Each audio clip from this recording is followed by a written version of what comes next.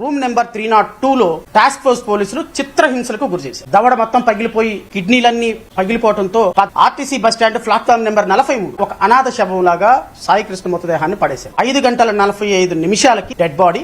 విజయవాడ సాయికృష్ణ కేసులో మరో సంచలనం వెలుగులోకి వచ్చింది. ఇది ఏదో పోలీసులు కొడుతూ ఉంటే లాకప్ లో జరిగిన ఒక లాకప్ డెత్ గా అందరూ భావించారు. కానీ జైభీం పార్టీ అధ్యక్షుడు జడా శ్రవణ్ మాత్రం ఇప్పటి వరకు ఎవరు చెప్పని అంశాన్ని చెప్పారు. చాలా సంచలనమైన అంశాన్ని చెప్పారు.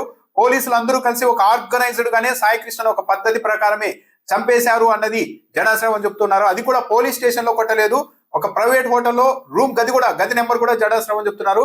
ఆ ప్రైవేట్ హోటల్లో ఉంచి వరుస పెట్టి రోజుల పాటు చిత్రహింసలు పెట్టడంతోనే అతను చనిపోయాడు. చనిపోయిన తర్వాత నాటకీయంగా అతడి శవాన్ని దహనం చేశారంటూ ఒక కొత్త విషయాన్ని కూడా చెప్పారు.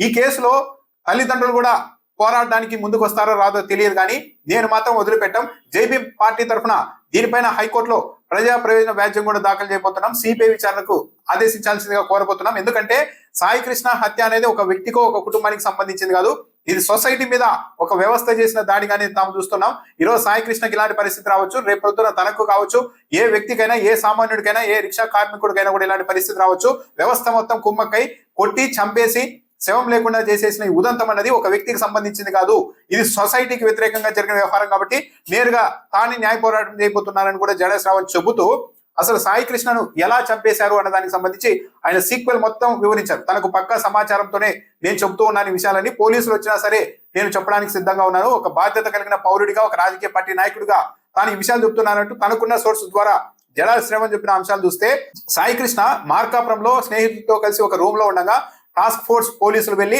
అతడిని తీసుకొని వచ్చారు. 8వ తేదీ సాయంత్రం కృష్ణలంక పోలీస్ స్టేషన్ కి తెచ్చారు. ఆ పోలీస్ స్టేషన్ లో కేవలం ఒక్క రోజు మాత్రమే ఉంచారు. మే 9వ తేదీ ఉదయం కృష్ణలంక పోలీస్ స్టేషన్ నుండి టాస్క్ ఫోర్స్ ఆఫీస్ కి తీసుకెళ్లారు. అక్కడ నుంచి రమేష్ హాస్పిటల్ కి పక్కనే బందర్ రోడ్ లో ఉండే ఒక ప్రముఖ హోటల్ కి తీసుకెళ్లారు. విజయవాడలో ఒక ప్రముఖమైన హోటల్ రమేష్ హాస్పిటల్ పక్కనే ఉంటుంది. రూమ్ నెంబర్ 302లో టాస్క్ ఫోర్స్ పోలీసులు చిత్రహింసలకు గురి చేశారు. పగలంతా టాస్క్ ఫోర్స్ పోలీసులు, రాత్రిపూట సిఐ నాగరాజు. బట్ ఆ మోటివ్ ఏంటనేది నేను అతి త్వరలో మీకు చెప్తా. సిఐ నాగరాజు పేరు మీదే ఈ హోటల్ బుక్ అయింది. విపరీతంగా కొట్టడం వల్ల దవడ మొత్తం పగిలిపోయి కిడ్నీలన్నీ పగిలిపోవడంతో 14వ తేదీ రంగా ఇంటి ముందుకు ఉన్నటువంటి ప్రజా వైద్యశాలకు తీసుకొని వచ్చారు. ఇతను బతికే అవకాశం లేదు, ఇతను చనిపోతాడు. ప్రజా వైద్యశాలలో ట్రీట్మెంట్ చేయడానికి డాక్టర్లు నిరాకరిస్తే మణిపాల్ హాస్పిటల్ కి 15వ తేదీ మణిపాల్ హాస్పిటల్లో ట్రీట్మెంట్ ఇప్పించారు.